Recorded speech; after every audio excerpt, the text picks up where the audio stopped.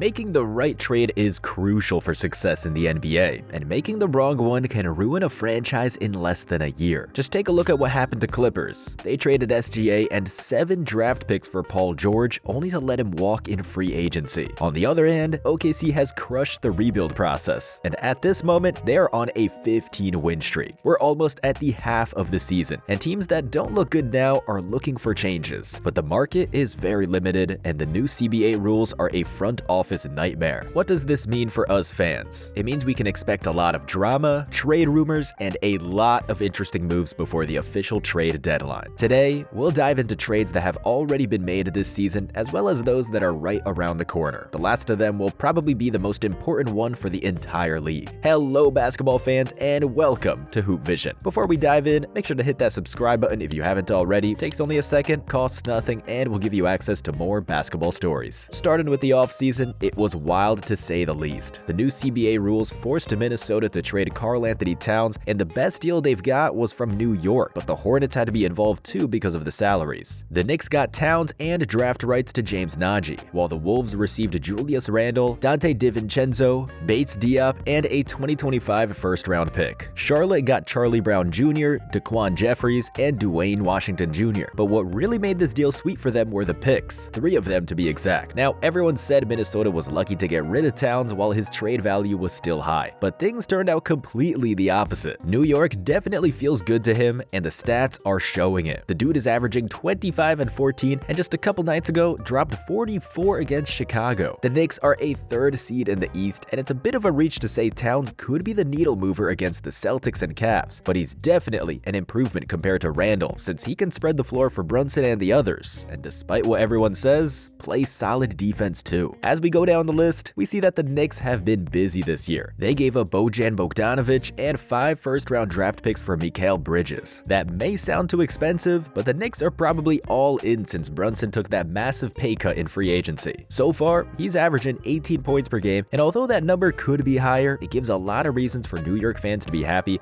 especially when the playoffs arrive. If you remember last year, half the roster was injured against Indiana. Some blame goes to Coach Thibs for minute allocation, but also the lack of real offensive options when Brunson is not on the court. Now that Bridges and Towns are here, it'll be very tough to double team against the Knicks, which leaves them with plenty of threats when the game is on the line. We said it wouldn't be fair to say only Towns was the difference maker, but paired with Bridges and the rest of the team, they can make one hell of a run this year. Moving on, we're going to Sacramento. This trade will definitely mark their season, but in a negative way. The Kings have bounced back into being relevant after years of misery, only to go back to the darkness by pulling off some really stupid moves. First, they took DeRozan, who's not the type of player they needed, especially in the modern era. He's a mid-range killer, but it's all about threes and defense now. Both aren't his specialty. Instead of getting a long forward to help on the wing, they went with a 35-year-old veteran. On top of that, firing Coach Brown was something totally unnecessary, because according to rumors, he wasn't the cause of the toxic locker room. It was De'Aaron Fox. Overall, the Kings are at the bottom of the barrel, and they look like they could already wrap it up for this season. The last offseason trade with the most impact was definitely Klay Thompson to the Mavs.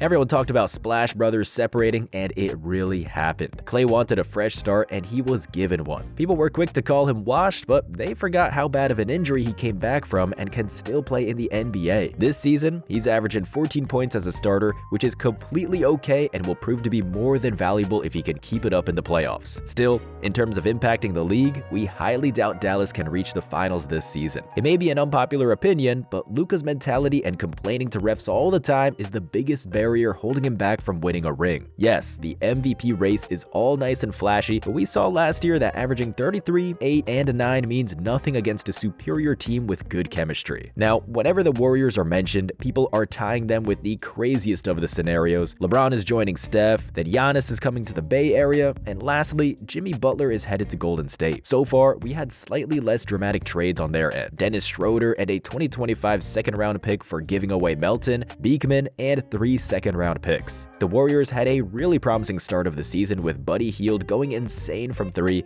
and Steph being Steph, but somewhere things fell off and now they're 10th in the West, flirting with that play-in spot. If the regular season was to end today, they'd play the LA Clippers, and to be honest, regarding their chances of winning with this roster, not so good. Schroeder is a nice addition for a backup point guard, but since joining the Dubs, he went from averaging 18 15 down to 9 points per game. Sure, that's normal, he's adjusting, and it's hard to be a scorer sharing minutes with Curry, but he's not the answer they're looking for. If nothing really changes, this might be another wasted season as Steph's championship window is closing. Just when we stopped calling LeBron La GM for a moment, here comes the announcement. D'Lo goes back to the Nets alongside Maxwell Lewis and 3 second-round picks for Dorian Finney-Smith and Shake Milton. What does this mean for the Lakers? Well, for starters, they got rid of D'Lo, who was good at times and the Laker Nation might be upset about, but it was actually a good move on the LA part. He was awful when it came to shot selections, and there were numerous situations where JJ Redick lost his mind on the bench simply because Russell would choose a step-back 3 over doing anything else. Was LeBron involved in this trade? Most likely. Finney-Smith is exactly that 6'7" player with a 40% three-point shot, and James loves playing with them.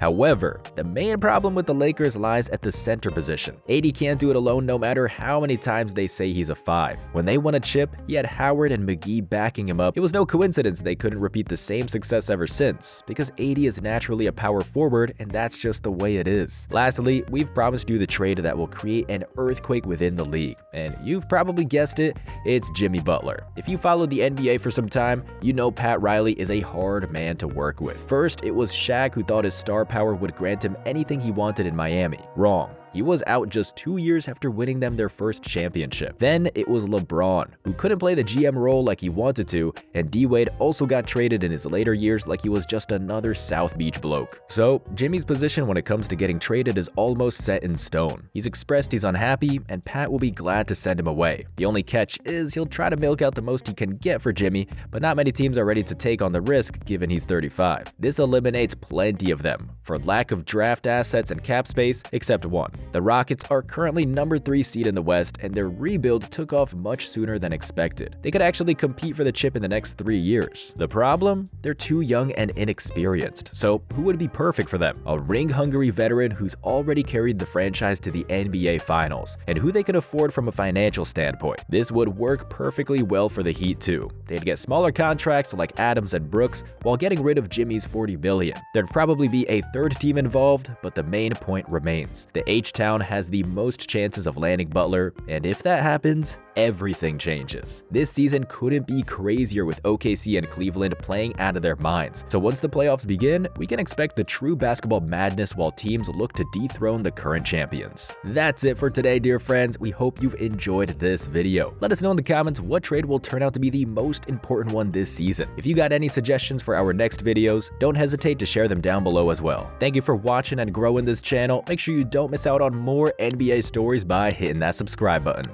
See you in the next one.